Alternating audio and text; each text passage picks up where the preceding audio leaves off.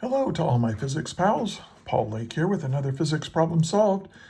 We're going to do a Coulomb's law problem, and I'm calling it how fast does an electron orbit a proton according to the Bohr model? Kind of an interesting old physics question from years gone by. In the Bohr theory of the hydrogen atom, an electron moves in a circular orbit about a proton, where the radius of the orbit is 0.529 times 10 to the negative 10 meters. A, find the electric force between the two, and B, if this force causes the centripetal acceleration of the electron, what is the speed of the electron? And to solve this problem, we're going to use these ideas. We'll use Coulomb's law, and then we'll use the idea of a centripetal force to figure out what the speed of that electron is. All right. Now, so let's get started on given. Now, what I suggest you do is you pause the video here and try to solve this yourself. Now, if you're solving it yourself, you will have to look up the mass of a proton and the mass of an electron, and that you need to know the fundamental charge on an electron and proton. Okay. So anyway, let's get started.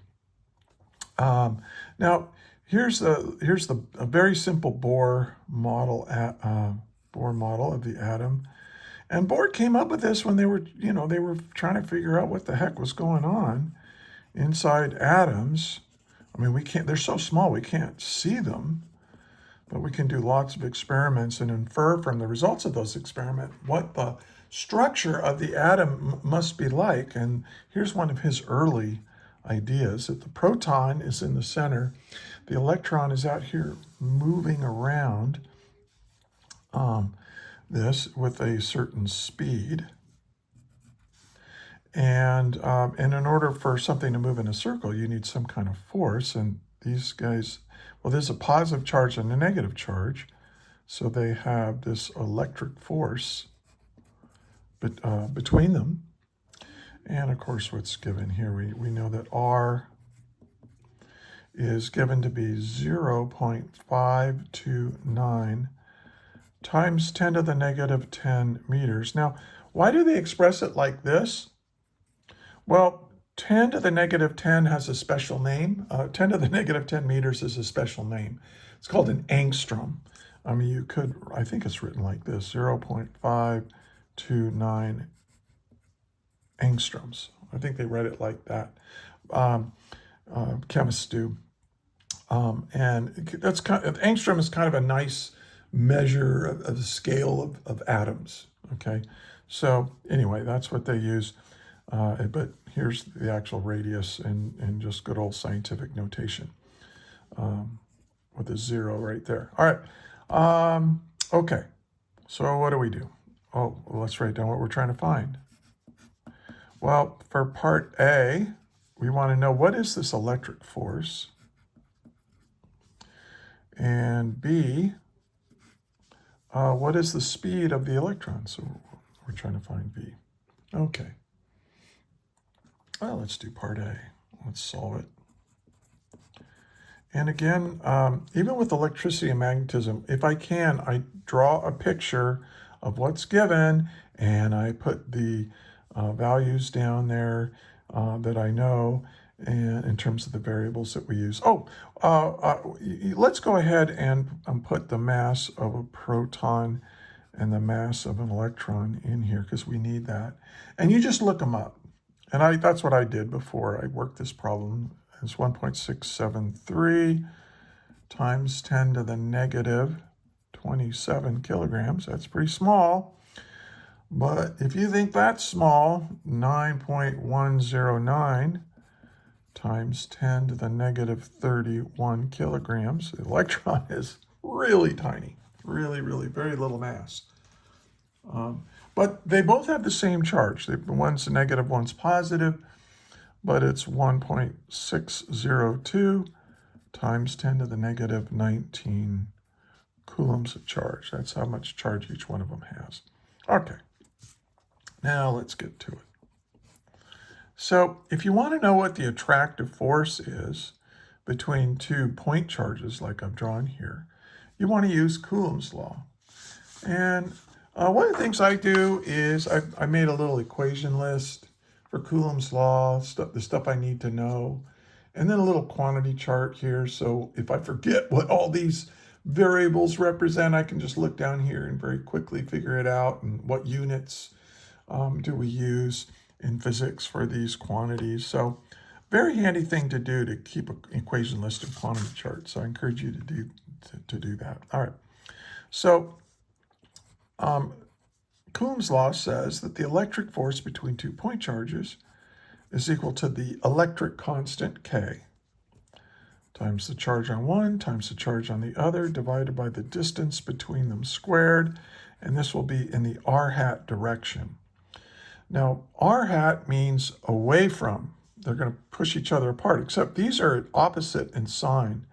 So one of these charges is negative, but what I like to do is take that negative and put it here and say it's in a negative r hat direction, which means it's an attractive force between positive and negative charge. So we'll deal with that when we get to the answer. What we really care about is this magnitude right now. So let's figure out what the magnitude is. It's equal to K, which is 8.99 times 10 to the 9 Newton meter squared per Coulomb squared. Sometimes this is called Coulomb's constant, and it's a property of our universe. It's been experimentally measured, and and it goes out for a few more digits after the 8.99, but this is good for 3 significant figures. Now Q1 is just E, and E positive. This is E negative, but it's the same. It's the same amount of charge. So I can just square the E. I can say this is 1.602 times 10 to the negative 19 coulombs. That's true for the proton and for the electron, so we're multiplying the same thing, so we'll just square it when we write it down. And then the distance between them is given to be 0.529 angstroms, or 10 to the negative 10 meters. And then what do we have to do? Oh, we have to square it. Don't forget to square that denominator. All right, so now we can just get calculator out and we'll figure it out. So this is my calculator. I'll show you how I type this in. It's going to clear it. So I have 8.99, and then I use the second function, EE, times 10 to the 9, times 1.602 times 10 to the negative 19, and then I hit the square button, squared, equals, and then I have to divide that by 0.529 times 10 to the negative 10, but I have to square this, equals, and I get my answer. 8.24 times 10 to the negative 8 newtons. Now you can make this 10 to the negative 9 and make this 82.4 if you divide this by 10 and you multiply this by 10. You can express it this way. That's 82.4, and then 10 to the negative 8 divided by 10 is 10 to the negative 9. And what is 10 to the negative 9? That's a nanocoulomb. So you can write it like this. This is how they wanted the answer expressed, but this is okay as well. I mean, if I was taking a test, unless they explicitly said put it in nanocoulombs, I would just leave it like that, because who needs to take the time to do that? But anyway, totally up to you. Okay. Hey, if you find this to be useful, please like, share, and subscribe. And look in the description. I've got other links to Google Docs with more problems like this one, lectures and so on all kinds of physics topics. So, if you got a professor that doesn't explain things the way you like it, you might check out some of my stuff And I'm working on it every day. I try to make a new video. So I'm a tutor. So if you look in the description, there's a link on how to get in touch with me if you need some physics tutoring. And my rates are reasonable, and I'm pretty good. I'm a good teacher. All right, so let's talk about centripetal force here, because look, the electron is moving in a circle, right? And so this electric force that's on the electron is equal to a centripetal force. Let me write that out explicitly. It's a centripetal force, right? I don't need the vector hat on. It's just, this is an E and this is a C, okay? So the electric force in this case is a centripetal force, according to Bohr's model. And then this is equal, of course, we know that centripetal forces is equal to mass times the centripetal acceleration. So this is what I'm trying to solve for. So, and this is the mass of the thing that's moving in a circle, which is the electron. So we want to use the mass of the electron here. So let's solve for V. V is equal to R times that electric force divided by the mass of the electron. And then we're going to take the square root of that, right? Okay, so now let's plug in values. We know that the radius is 0.529 times 10 to the negative 10 meters. And then the electric force we just figured out is 8.24 times 10 to the negative 8 newtons. And then we're going to divide that by the mass of the electron, which I looked up, and it's 9.109 times 10 to the negative 31 kilograms. Now, most of you live in, most of you young folks doing these kinds of problems, it's so easy now. I mean, because look, we didn't give you the mass of the electron or the mass of the proton or the elementary charge in what's, in the problem. So you had to know to look it up. And looking it up in the old days, you had to find a big fat textbook and dig through and find the right table and look for those values. Nowadays, you can just Google it. Yeah, you'll find it. You'll find it. I guess when you're taking a test, it should be written down on a note card or something. Anyway, let's figure out what this is. 0.529. Oh, I should have. Oh, that's okay. Times 10 to the negative 10. 0.529 times 10 to the negative 10 times 8.24 times 10 to the negative 8 equals, and then divide that by 9.109 times 10 to the negative 31 equals, whoo, that's pretty fast. That's fast as the speed of light. Oh, but you got to take the square root, which will bring it down into the realm of possibility. This is 2.19 times 10 to the 6 meters per second. Holy guacamole, that is fast.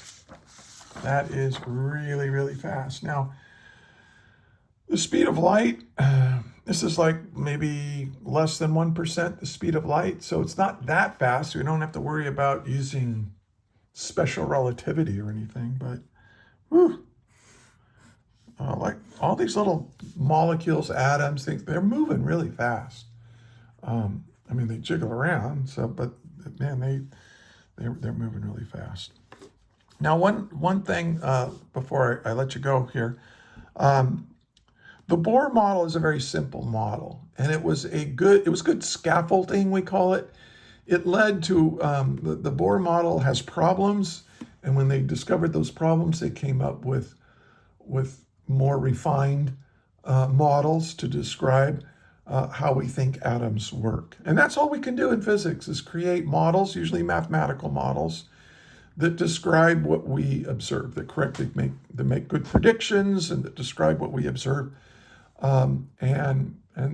This was a pretty good model in its day, but it does have a problem, because this is a charged particle and it's accelerating very fast. And when charged particles accelerate, they give off radiation, which is a form of energy. So one of the problems is that if the Bohr model, if it really, it would lose energy with each orbit as it accelerates, and it would eventually spiral in to the proton. It doesn't do that, right?